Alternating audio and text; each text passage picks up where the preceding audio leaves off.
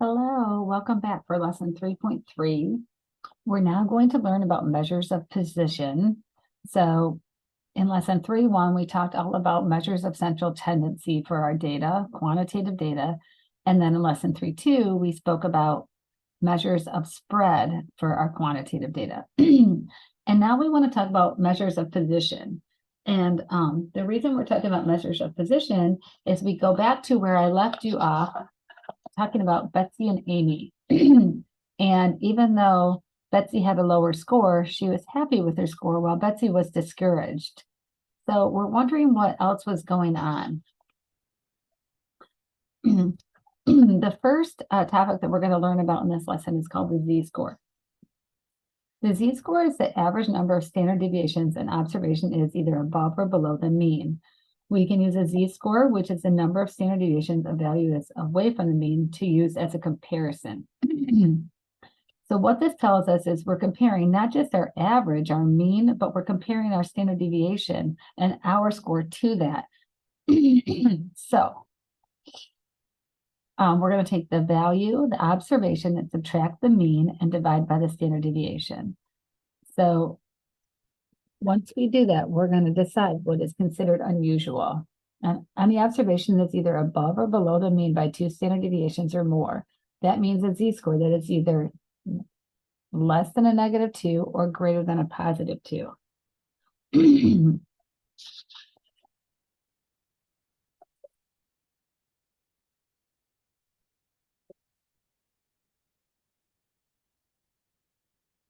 So example 1, it says 2 students, John and Ali, from different schools, wanted to find out who had the highest GPA when compared to his school.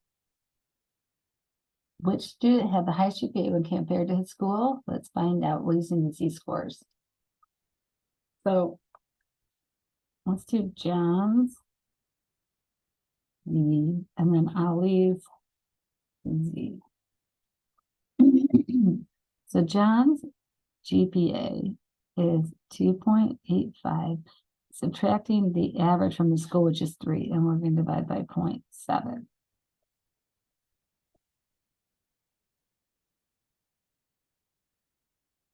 And so this comes out to be a -0.21.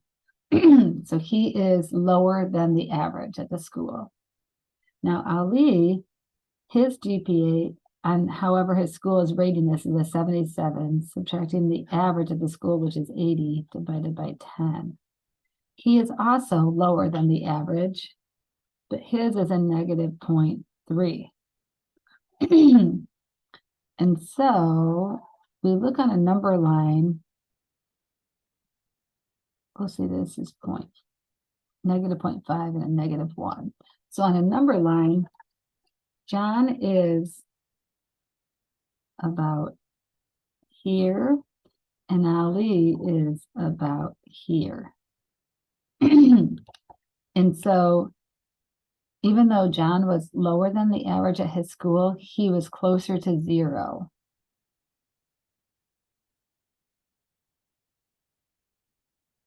So he has a better GPA.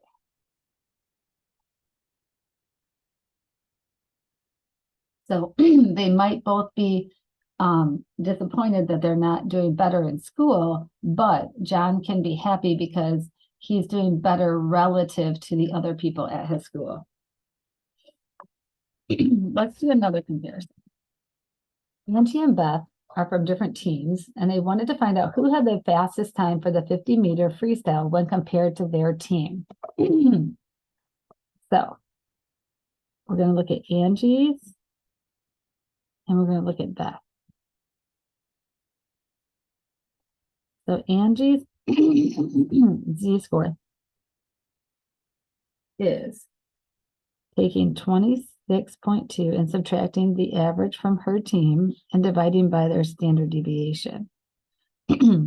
So she was a little bit faster than her team average, but her standard deviation is smaller than the standard deviation for Beth's team. So Angie is 1.25 standard deviations faster than her team. because on a a time for a swimming event, you want it to be lower. So the lower, the better. So you want it to be a negative z-score. Now, Beth, her z-score is her time was 27.3 seconds. The average for her team is a bit slower than Angie's at 30.1 seconds. And the standard deviation for Beth's team is a little bit bigger as well. So Beth, her standard deviation is a -2.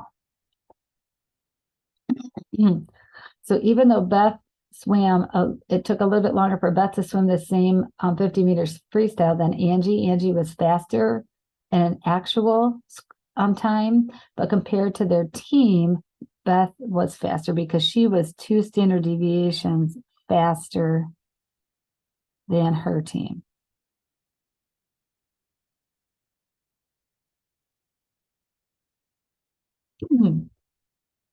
So if we go back to the topic of Amy and Betsy on Amy's algebra class score versus Betsy's statistics class score, maybe Amy's standard deviation was bigger, so she was closer to the average in her class, where Betsy, even though she scored an 80, she might have been much further away from the mean in her statistics class. So the z-score can definitely put things in apples to apples comparison for different topics. The next thing we're going to learn in this lesson is about percentiles and quartiles. So they help us measure location as far as data. Percentiles are going to be denoted with P, and it's called sub K, where K is the percent of data that falls below P. The median is a number that measures the center of the data. You can think of the median as the middle value, but it does not actually have to be one of the observed values. It is a number that separates ordered data into halves. Half of the values are the same number or smaller than the median, and half of the values are the same number or larger. We can then split up our data into quarters, just like a dollar split into 4 quarters. Quartiles are numbers that are separate.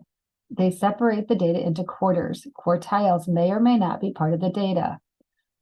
Q1 means that 25% of the data is below this value. Q2 is also our median, which we discussed up here, where 50% is above and 50% is below that value. And Q3 is where 75% of the data is below this value. The interquartile range is a number that indicates the spread of the middle half or the middle 50% of the data. It is the difference between the third quartile and the first quartile. We're going to actually take their difference.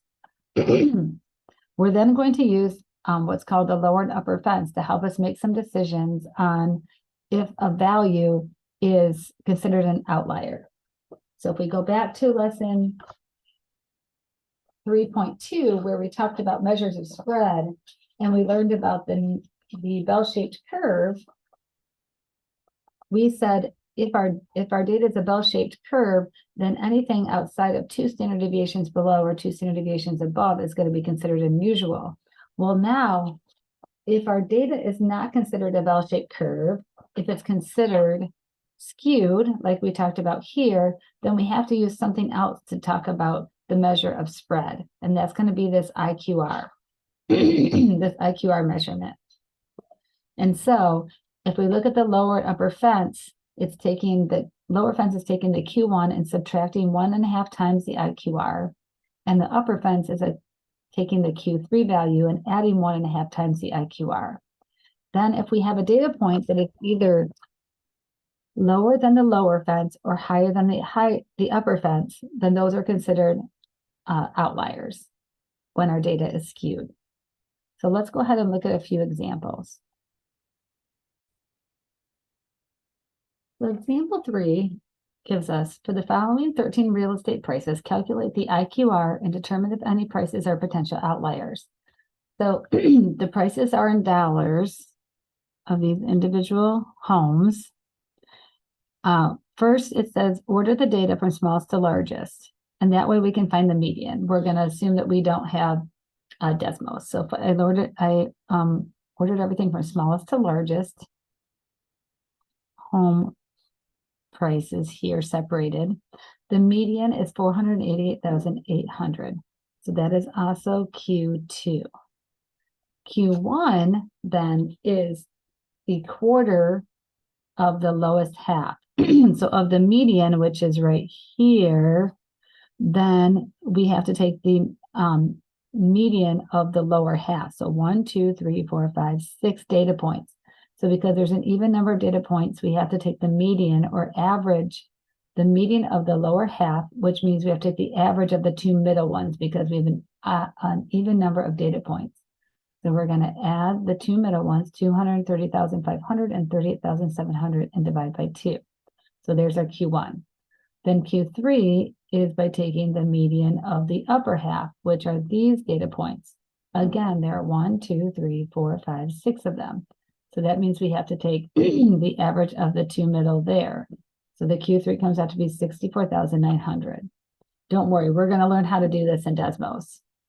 The IQR then is taking Q3 and subtracting Q1. So this is our IQR, 340,250. Now, to find the upper and lower fence, we need to have 1.5 times the IQR.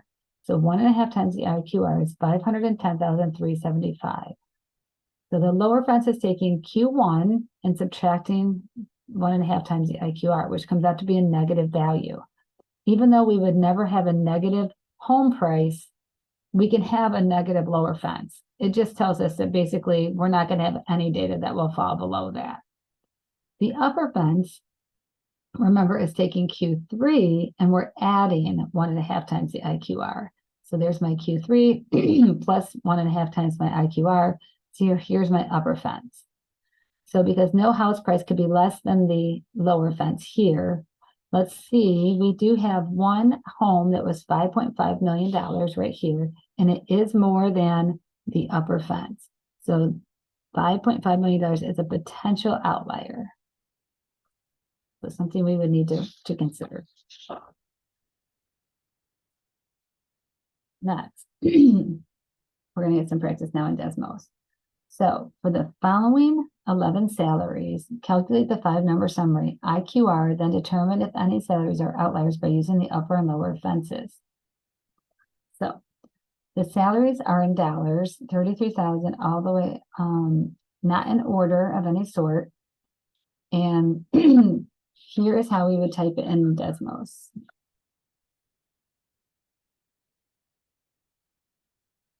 We're going to type stats and X1, and it's going to give us some things that are important. The min, the Q1, the median, the Q3, and the max. So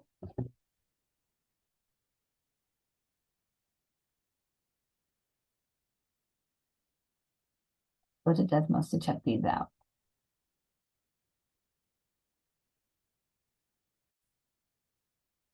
So I have entered the data into Desmos, and here it is. And if we type stats, we will get the min, Q1, median, Q3, and max, just like I'd shown on my paper. Then the IQR, I showed what we're going to calculate in words, and then the IQR, when we actually calculate it, comes out to be 28,500. Then the lower fence is by taking the Q1 minus 1.5 times the IQR. So our lower fence comes out to be a negative $2,250. And our upper fence is our Q3 plus our 1.5 times our IQR. And that is right here, and that comes out to be $111,000 and $111,750. And so we can see from our max that our max is 120, which does fall outside of the upper fence. So we know that anything bigger than that, 111,750, could be a potential outlier. So that means that because 120,000, which is one of our observations, is greater than 111,750, which is the upper fence, we would say that 120,000 could be a potential outlier.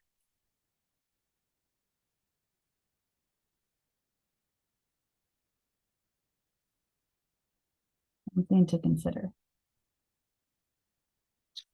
So next example. Example 5 says, find the Q1, Q2, Q3, and IQR, then determine if any test scores are outliers by using the upper and lower fences for the following two data sets and compare them. So we have test scores for Class A and Class B. And I'm going to share my screen because I went to Desmos and I put them into a table. And we're going to compare them. And what we're going to compare is the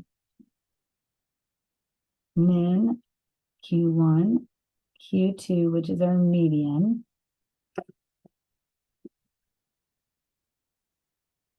Q3, and our max.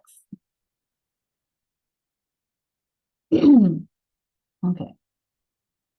And then we're also going to compare the IQRs and the lower and the upper fences. So we're going to calculate all of these things. Let's hop on over to Desmos to do that. So I put the data in X2 and Y2. Make sure you're always knowing what columns Desmos is using. So there's my stats for X2, which is Class A, and my IQR, taking my Q3 minus my Q1. So let's make sure that we're jotting these down on the paper.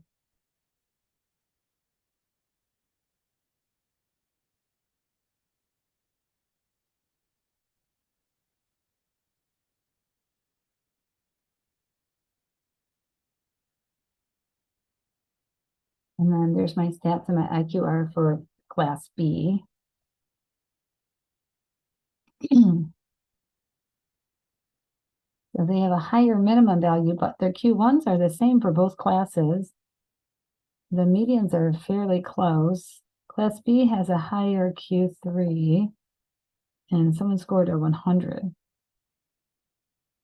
But it is a bit more spread out with the IQR at 21 compared to 18. Now, Class A, upper and lower, is right here. 45 is the lower fence for Class A, 45.5, and the upper is 117.5. And then the lower fence for Class B is 41, and the upper fence is 125.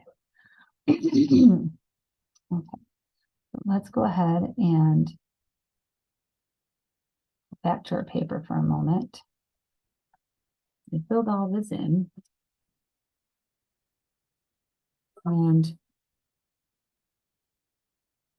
asking us if we have any data points. So we don't have any data points from either class that's lower than either of these lower fences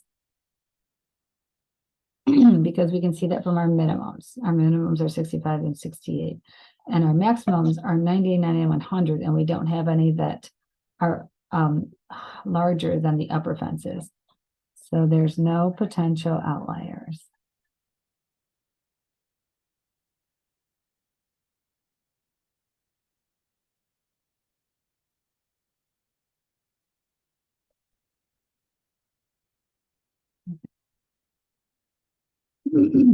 Finding percentile is also an important piece. Now, we found using Desmos, we can find our 25th percentile, that's the Q1, our 50th percentile is our median, and our 75th percentile, which is our Q3. But we sometimes want to find a percentile that's not one of those that come out of the stats command in Desmos. So if you were to do a little research, you'd find several different formulas to find the kth percentile. So I'm just going to show you one that works. So K is the kth percentile. It may or may not be part of the data. I is the index or the ranking position of data value.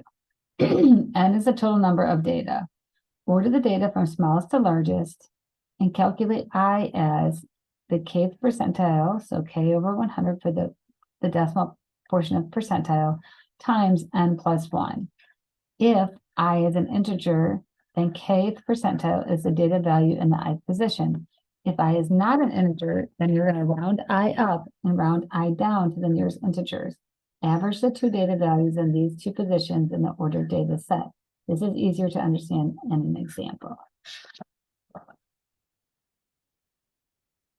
Example 6 has 29 ages for Academy Award-winning Best Actors in order from smallest to largest. Here they are. Youngest at 18 years, oldest at 77. Let's find the 70th percentile. So K is 70, I is equal to our index, and N is 29. So I'm taking K to 70 divided by 100 times N plus 1, or 30. That comes out to be 21. 21 is an integer, and the data value in the 21st position in the ordered data set is 64. So the 70th percentile is 64 years. So we can say 70% of the data values are smaller than 64 years.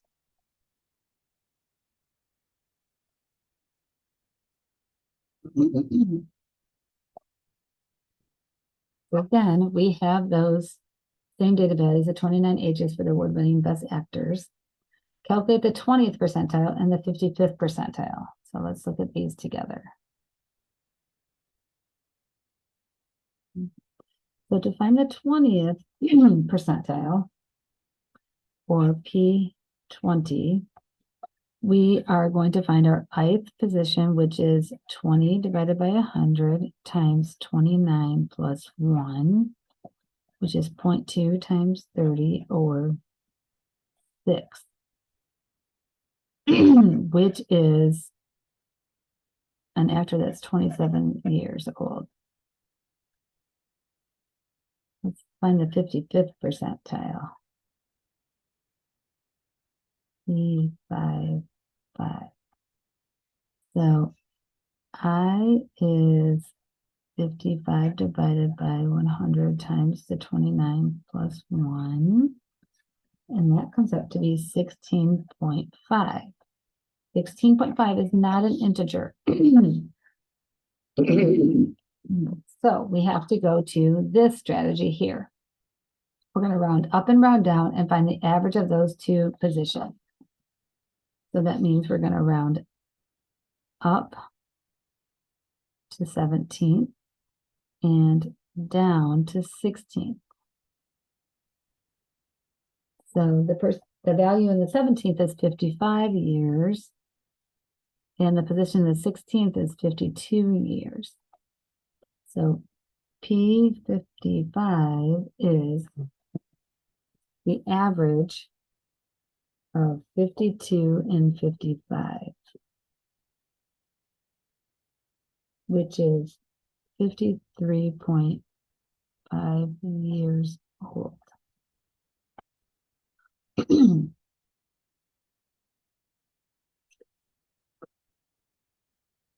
They're fun. Now, there's also a formula for finding the percentile of a value in a given data set. So sometimes we have a data set and I want to know the percentile for a particular data point. So in this case, again, we order the data from smallest to largest. X is the number of data values counting from the bottom of the data list up to, but not including, the data value. Y is the number of data values equal to the data value for which you want to find a percentile. N is the total number of data, and then we're going to calculate X plus 0.5Y over N times 100. A percentile indicates the relative standing of a data value when data are sorted into numerical order from smallest to largest. Percentages of data values are less than or equal to the pth percentile.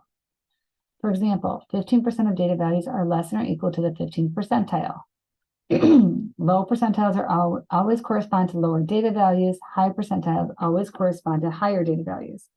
But you need to know if a lower or smaller data value is good.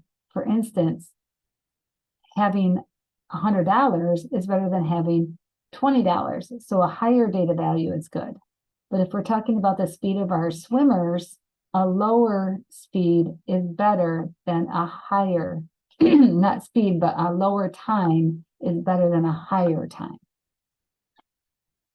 So let's go back to our example of the actors, the 29 actors, their ages. Find the percentile for 58. So we're going to find the data point of 58.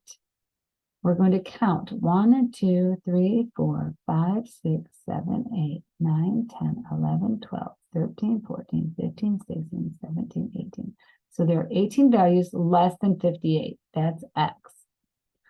Y is equal to 1. Remember that Y is the number of data values equal to the data value. So there's only 158. So that's a 1. So when we add, we have 18.5 divided by 29 times 100 is 63.8. So we round up on this. 58 is the 64th percentile. And really not a full 64, right? 63rd percentile, it really should be. Because a full 63% is below 58, not quite a full 64%.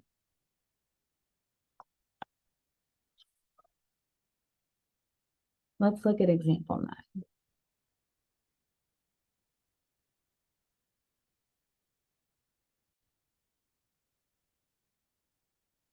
So listed are 30 ages for Academy Award-winning Best Actors. So we've added in an age.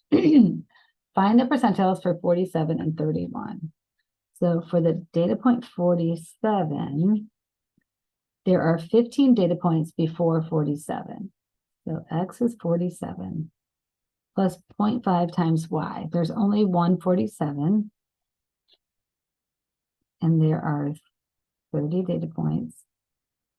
So this comes out to be 15.5 divided by 30 is 0.516, which is 51.6%. And we're going to round down because there's not a full 52% below 47. There's only 51%. So 51 percentile. So this is P51 equals 47. And then also 31, we wanted to find that one. So 31 has 8 data values below it. And there are 2 31s. So we have to say 0.5 times 2 divided by 30. So we have 8 plus 1 is 9 out of 30. And that equals 0.3 or 30% even.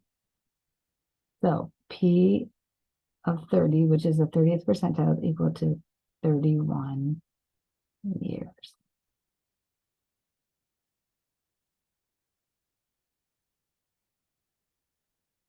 Example 10. For the 100-meter dash, the third quartile Q3 for times for finishing the race was 11.5 seconds. Interpret the third quartile in the context of the situation. So remember, Q3 is 75th percentile. So 75% of the runners finished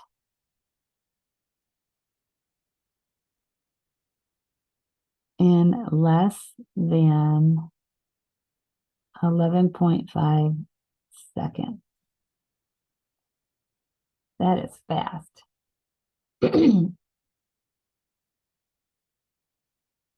Example 11. During the season, the 40th percentile of points scored per player in a game is 8. Interpret the 40th percentile in the context of the situation.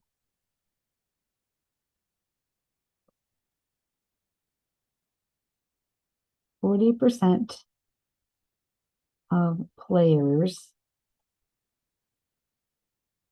scored fewer than 8 points in a game. Remember, percentile is the percent of values that fall below that data value. That concludes lesson 3.3. Catch me back where we're going to put our 5-number summary together into a picture. Catch me back.